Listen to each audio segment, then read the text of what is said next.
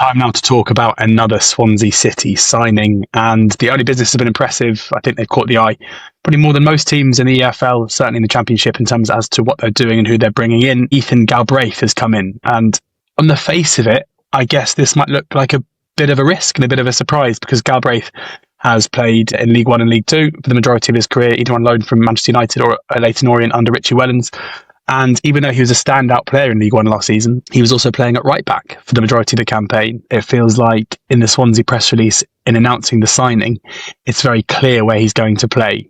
They announce him as a midfielder, and in the comment itself, while able to play in a number of positions, I quote, Galbraith makes the move to SA1 tasked with bolstering head coach Alan Sheehan's options in the middle of the park, where he is seen as possessing the qualities traditionally associated with a Swansea player in that area. So they're not leaving anything for us to predict here. It's very clear that Galbraith has been brought in to play midfield, and that's where he played a lot of his football already in his youth, and certainly at Manchester United as well, and it's probably where he's best deployed. Now, yes, he was right back last season for Orient, and that might seem like a surprise, but I cannot emphasise enough how still integral his ball playing and creative and playmaking abilities were from right back.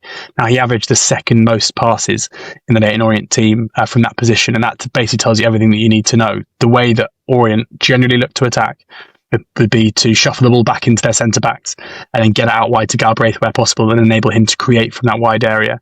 And this isn't necessarily crosses, this is his intricate passing, his willingness to tuck inside and take up midfield positions where needed to as well. And he's absolute quality in possession on the ball. I anticipate that he will, if he does start in centre midfield for the majority of Sheehan's Swansea games next season, I think that he will have by far and away the most touches of the ball in the team. Possibly, if we're going to see Swansea continue to play that heavy possession style, he'll probably have one of the highest touches in the whole league next season. But he's not just that player. He is someone who can also look to create and use his playmaking skills in order to not just advance the ball into better areas, but also create chances too.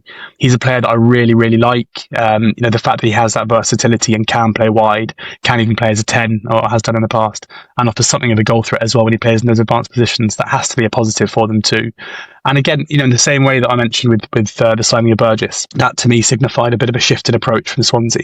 And this goes the other way. This tells me that they want that technician in the middle of the park. Sheehan is still going to be very, very keen to dominate possession and dominate the ball.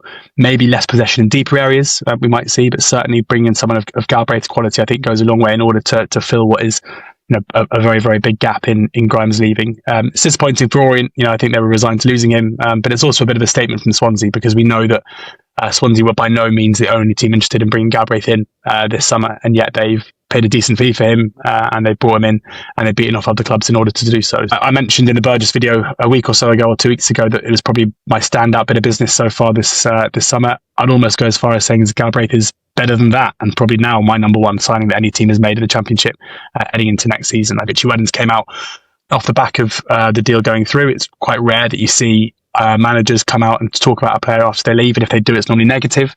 But Wellens came out and said he's a Premier League player. He's destined for the Premier League, and yes, he might have only played League One football for the most part and League Two football, but he is someone who's destined to go to the top. And I think Swansea will hope that they can help each other get there. So it's a big, big thumbs up for me. I think he's a player that Swansea fans are going to really like. I think it suggests a style that Swansea, the Swansea way that they're so keen to see. And he's someone who can continue improving, and I think will have no issues in translating his form in League One to the Championship. So Galbraith to Swansea, expect him to be the player that everything will go through in the middle of the park, that midfield metronome who can create. He's a playmaker, he's a ball player, and someone that I think Swansea City fans are going to love seeing playing for Swansea.